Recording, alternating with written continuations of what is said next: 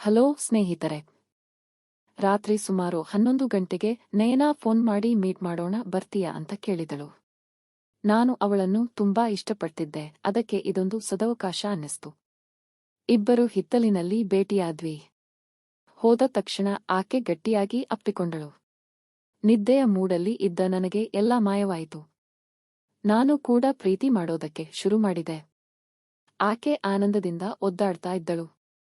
Hi friends, ಎಲ್ಲರಿಗೂ ನಮಸ್ಕಾರ. ನಾನೊಂದು ಹೊಸ ಕಥೆಯೊಂದಿಗೆ ನಿಮ್ಮ ಮುಂದೆ ಬರ್ತಾ ಇದ್ದೀನಿ. ಈ ಕಥೆಯನ್ನು ನೀವು ಕೊನೆವರೆಗೂ ನೋಡಿ.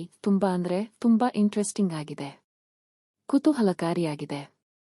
ನೀವು ತುಂಬಾ ಎಂಜಾಯ್ ಮಾಡ್ತೀರಾ.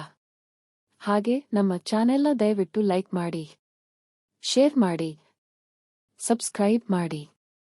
ಹೊಸ ಕತೆ ಬೆಳೆಯೋದಕ್ಕೆ ನಮಗೆ ಪ್ರೋತ್ಸಾಹವನ್ನ ನೀಡಿ. ಧನ್ಯವಾದಗಳು. ಕಥೆನ ಪೂರ್ತಿ ನೋಡಿ. ಪ್ರತಿ ಹುಡುಗನ ಜೀವನದಲ್ಲಿ ಒಂದು ದುರ್ಬಲ ಕ್ಷಣ ಇರುತ್ತೆ. ಆ ಪರಿಸ್ಥಿತಿಯನ್ನ ಒಬ್ಬ 33 ವರ್ಷದ ಮಹಿಳೆಯಿಂದ ಎದುರಿಸಿದರೆ ಖಂಡಿತವಾಗಿಯೂ ಆ ಕ್ಷಣಕ್ಕೆ ಒಂದು ಮೆರುಗು ಬರಲೇಬೇಕು. ಹಾಗೇನೇ ನನ್ನ ಜೀವನದಲ್ಲಿ ನಡೆದು ಹೋಯಿತು. ನಾನು ಒಂದು ಶಾಲೆಯಲ್ಲಿ ಕೆಲಸ ಮಾಡುತ್ತಾ ಇರುವ ಮಹಿಳೆಯ ಕಡೆಯಿಂದ ಅಂತಹ ಸನ್ನಿವೇಶವನ್ನು ಎದುರಿಸಿದೆ. ಆಕೆ ನಯನ ಬರೀ ಕೈಗಳು ಮತ್ತು ಮುಖವನ್ನು ಹೊರತುಪಡಿಸಿ ಬೇರೆ ಏನೂ ಕಾಣಿಸಿದಂತೆ ಸೀರೆಯನ್ನ ಉಟ್ಟುಕೊಂಡು ತುಂಬಾ ಸಮಾಧಾನವಾಗಿ ಇರುತ್ತಾಳೆ. ಎಷ್ಟೋ ದಿನಗಳಿಂದ ಪರಿಚಯ ಇದ್ದ ಕಾರಣ ಆಕೆ ಎಲ್ಲಿ ಕಂಡರೂ ನಾನು ಮಾತಾಡಿಸ್ತಾ ಇದ್ದೆ. ಯಾಕಂದ್ರೆ ಸೀರೆಯಲ್ಲಿ ಅಚ್ಚುಕಟ್ಟಾಗಿ ಕಾಣಿಸ್ತಾ ಇದ್ದಂತಹ ಆಕೆಯ ಸೌಂದರ್ಯ ನನ್ನನ್ನ ಇನ್ನಿಲ್ಲದಂತೆ ಆಕರ್ಷಿಸ್ತಾ ಇತ್ತು. ನೋಡುವುದಕ್ಕೆ ಸಿನಿಮಾ ನಟಿಯಂತೆ ಇದ್ಲು. ಆ ಸಂಜೆ ಆಕೆ ಶಾಲೆಯ ಕೆಲಸವನ್ನು ಮುಗಿಸಿಕೊಂಡು ಮನೆಗೆ ಹೋಗುವಾಗ ನಾನು ಮಾತಾಡಿಸಿದೆ. ಆಕೆ ಮನೆಗೆ ಬಾ ಸುಹಾಸ್, ನಿನ್ನೊಂದಿಗೆ ಅರ್ಜೆಂಟಾಗಿ ಮಾತಾಡಬೇಕು ಅಂತ ಹೇಳಿದ್ಲು. ಮೊದಲ ಬಾರಿಗೆ ಆಕೆಯ ಮನೆಗೆ ನಾನು ಹೋದೆ.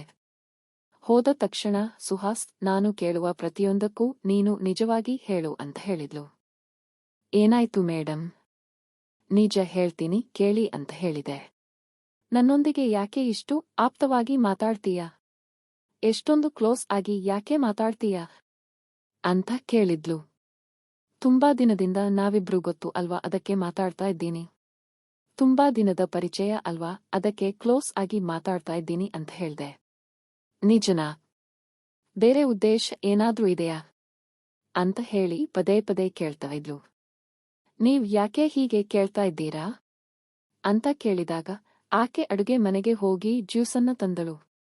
ಆದರೆ ಬರುವಾಗ ಆಕೆ ತನ್ನ ಡ್ರೆಸ್ಸನ್ನು ಸ್ವಲ್ಪ ಬದಲಿಸಿಕೊಂಡು ತನ್ನ ಅಂದವನ್ನು ಸ್ವಲ್ಪ ಪ್ರದರ್ಶಿಸುತ್ತಾ ಬಂದಳು.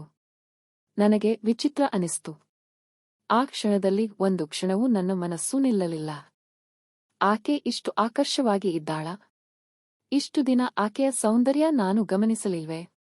ಸಮಯವನ್ನ ವ್ಯರ್ಥ ಮಾಡಿದ್ನಾ ಅಂತ ಹೇಳಿ ನನ್ನನ್ನೇ ನಾನು ಪ್ರಶ್ನೆ ಮಾಡಿಕೊಂಡೆ. ಈ ನಡುವೆ ಆಕೆ ಏನೂ ಇಲ್ಲ, ಹೊರಗೆ ನಮ್ಮಿಬ್ಬರ ಬಗ್ಗೆ ಜನ ಮಾತಾಡಿಕೊಳ್ತಾ ಇದ್ದಾರೆ ಅಂತ ಹೇಳಿ ನೇರವಾಗಿ ಕೇಳಿದ್ಲು. ಅದಕ್ಕೆ ನಾನು ನಿನ್ನನ್ನ ವಿಚಾರಿಸದೆ ಅಂತ ಹೇಳಿದ್ಲು.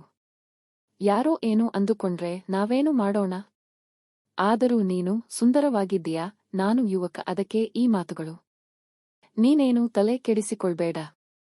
ನನಗಂತೂ ನೀನು ಇಷ್ಟ, ನೀನು ಬೇಡ ಅಂತಂದ್ರೂ ನಾನು ಮಾತಾಡಿಸುತ್ತೇನೆ. ಗೊಂದಲದಲ್ಲಿದ್ದ ಆಕೆಗೆ ಏನು ಅರ್ಥ ಆಗಲಿಲ್ಲ. ಆದರೆ ನನಗೆ ಮಾತ್ರ ಆಕೆಯ ಅಂದವನ್ನು ನೋಡುತ್ತಾನೆ ಇರಬೇಕು ಅಂತ ಅನ್ನಿಸ್ತಾ ಇತ್ತು. ಅಷ್ಟು ಸುಂದರವಾಗಿ ಇದ್ಲು. ಅಷ್ಟರಲ್ಲಿ ಆಕೆಯ ಅತ್ತೆ ಬಂದಳು ಮತ್ತು ಆಕೆ ಒಳಗಡೆ ಹೋದಳು. ಆಗ ಅವಳ ಆಕರ್ಷಣೆ ಬೇರೆಯದೇ ಮಟ್ಟದಲ್ಲಿತ್ತು. ನಿಯಂತ್ರಣ ಮಾಡಿಕೊಳ್ಳೋದಕ್ಕೆ ಆಗಲಿಲ್ಲ ನನಗೆ. ಅಷ್ಟರಲ್ಲಿ ಅತ್ತೆ ಬಂದ ಕಾರಣ ನಾನು ಮನೆಗೆ ಹೊರಟು ಹೋದೆ. ರಾತ್ರಿ ಆಯ್ತು, ನಿದ್ರೆ ಬರ್ತಾ ಇಲ್ಲ, ಆಕೆಯ ನೆನಪೇ ಬರ್ತಾ ಇದೆ. ಫೋನ್ ಮಾಡಿ ಎಲ್ಲವನ್ನೂ ಹೇಳ್ಬಿಟ್ಟೆ.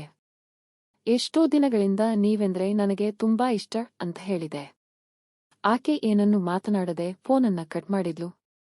ಮರುದಿನ ಬೆಳಗ್ಗೆ ಮನೆ ಕಡೆ ಹೋದೆ. ಆಕೆ ಕೆಲಸಕ್ಕೆ ಹೋಗಿರಲಿಲ್ಲ. ಅವಳ ಮನೆಗೆ ಹೋದೆ, ಯಾರೂ ಇರಲಿಲ್ಲ. ಆಕೆ ಒಬ್ಬಳೇ ಇದ್ಲು. ಕೆಲಸನ ಮಾಡುತ್ತಾ ತನ್ನ ಅಂದವನ್ನ ನನ್ನ ಕಡೆ ತೋರಿಸಿದಳು. ನಾನು ಒಳಗೆ ಹೋದೆ ಕೂಡಲೇ ಆಕೆ ಕೂಡ ಒಳಗೆ ಬಂದು ಬಾಗಿಲನ್ನ ಹಾಕಿದ್ಲು. ನನಗೆ ಅರ್ಥ ಆಯ್ತು, ಆಕೆಗೂ ನಾನಂದ್ರೆ ಅಷ್ಟೇ ಇಷ್ಟ ಅಂತ. ಬಾಗಿಲು ಹಾಕಿ ಕೆಲಸ ಮಾಡ್ತಾ ಇರುವಂತೆ ಅತ್ತ ಇತ್ತ ತಿರುಗುತ್ತಾ ಇದ್ಲು. ತಕ್ಷಣ ಆಕೆಯನ್ನ ಹತ್ತಿರಕ್ಕೆ ಎಳೆದುಕೊಂಡೆ. ಆಕೆ ಕೂಡ ನನ್ನನ್ನ ಹಿಡಿದುಕೊಂಡಳು. ಆಕೆ ಕೂಡ ಭಾವನೆಗಳ ಸುಳಿಯಲ್ಲಿ ಇಳಿದು ಅಬ್ಬರಿಸುತ್ತಾ ನನ್ನನ್ನ ಅಪ್ಪಿಕೊಂಡು ಪ್ರೀತಿಯನ್ನ ತೋರಿಸ್ತಾ ಇದ್ಲು. ನಂತರ ನಾವಿಬ್ಬರೂ ಖಾಸಿಗೆ ಕ್ಷಣಗಳನ್ನ ಕಳೆಯೋದಕ್ಕೆ ನಿರ್ಧರಿಸಿದ್ವಿ. ತನ್ನ ಪ್ರೀತಿಯನ್ನ ತೋರಿಸುತ್ತಾ ನನ್ನನ್ನ ನೋಡುತ್ತಾ, ಸುಹಾಸ್, ನನ್ನ ಇಷ್ಟ ಬಂದಂತೆ ಪ್ರೀತಿ ಮಾಡು, ನಿನ್ನ ಮೇಲೆ ನನಗೆ ಇತ್ತೀಚೆಗೆ ತುಂಬಾ ಪ್ರೀತಿ ಹೆಚ್ಚಾಗಿದೆ. ನಿನ್ನೊಂದಿಗೆ ಸಮಯ ಕಳೆಯಬೇಕು, ಎಂಜಾಯ್ ಮಾಡಬೇಕು ಅಂತ ಹೇಳಿ ಎಷ್ಟೋ ದಿನಗಳಿಂದ ಅಂದುಕೊಳ್ಳುತ್ತಾ ಇದ್ದೀನಿ. ತುಂಬಾ ಆಸೆ ಇತ್ತು, ಆದರೆ ಹೇಳೋದು ಹೇಗೆ ಅಂತ ಅನ್ಕೋತಿದ್ದೆ. ಆಕೆಗೆ ನನ್ನ ಮೇಲೆ ಇಷ್ಟೊಂದು ಆಸೆ ಇದೆಯಾ ಅಂತ ಹೇಳಿ ಸಂತೋಷವಾಗಿ ಅವಳನ್ನು ತಬ್ಬಿಕೊಂಡೆ. ಸುಮಾರು 1 ಗಂಟೆ ಇಬ್ಬರೂ ಪರಸ್ಪರ ಆಪ್ತವಾಗಿ ಕಾಲವನ್ನ ಕಳೆದ್ವಿ. ಪ್ರಿಯ ವೀಕ್ಷಕರೇ, ನಮ್ಮ ಚಾನೆಲ್ ಅನ್ನ ದಯವಿಟ್ಟು ಸಬ್ಸ್ಕ್ರೈಬ್ ಮಾಡಿ, ಹೊಸ ಕತೆ ಬರೆಯೋದಕ್ಕೆ ಪ್ರೋತ್ಸಾಹವನ್ನ ಕೊಡಿ. ಮುಂದಿನ ಭಾಗವನ್ನು ತಪ್ಪದೇ ವೀಕ್ಷಿಸಿ.